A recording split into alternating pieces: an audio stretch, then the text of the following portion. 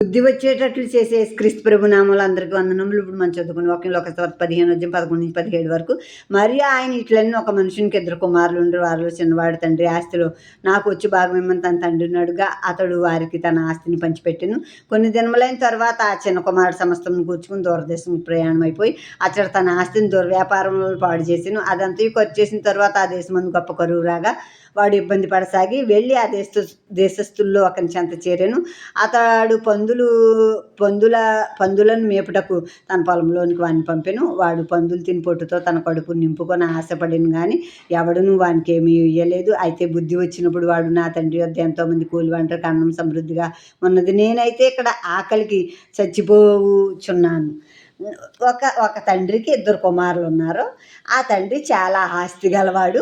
ఇప్పుడు ఆ చిన్న కుమారుడు అంటున్నాడు, నాకు వచ్చే భాగం, నీ ఆస్తిలో నాకు రావాల్సిన భాగం నాకు పంచిపెట్టేసి ఇచ్చేయి అన్నప్పుడు ఆ తండ్రి చెప్పి ఉంటాడు, కంగారేముంది తర్వాత ఇస్తానులేరా బాబు అని చెప్పి ఉంటాడు. కానీ ఉండడు ఇతను.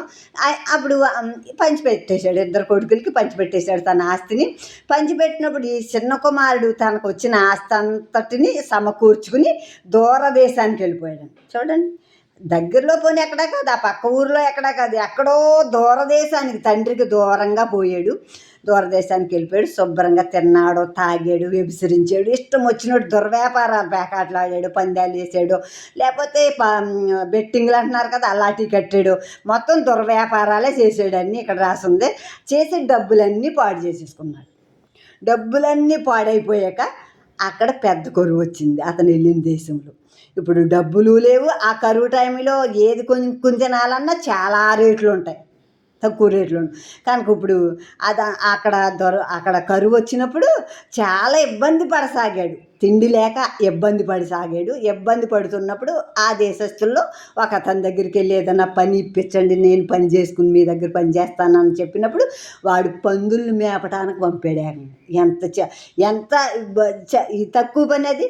కనుక వాళ్ళ తండ్రి ఎటువంటి అతను మంచి ఆస్తి గలవాడు. వాళ్ళ తండ్రి కిందే బోల్డ్ మంది పని వాళ్ళు ఉన్నారు, పొలం పనులు చేసి పెట్టే మంచి పని వాళ్ళు ఉన్నారు. అటువంటి మంచి తండ్రిని వదులుకుని ఈ ఆస్తిని పట్టుకుని ఇతను ఇలా వచ్చేసి ఆ పందులు మేపే పని ఉద్యోగం ఇతను చేయటం మొదలుపెట్టాడు. ఆ పందులకేసే పొట్టు ఉంటుంది కదా, నీ ఆకలితో ఉన్నాడో ఆ పొట్టు తిందామంటే ఆ పొట్టు కూడా ఇతనికి దొరకలేదన్నమాట. ఆ పొట్టు కూడా పెట్టడానికి ఆ యజమానులే లెక్క ప్రకారం పెట్టి ఆ పందులకి వెళ్ళిపోయే వాళ్ళేమో. ఆ పొట్టు కూడా తిందామని ఇతనికి ఏమీ దొరకలేదు. అక్కడ దొరకపోయేటప్పటికి బుద్ధి వచ్చింది. అప్పుడు అంటే ఎప్పుడు బుద్ధి వస్తుంది? అన్నీ అయిపోయాకే బుద్ధి వస్తుంది.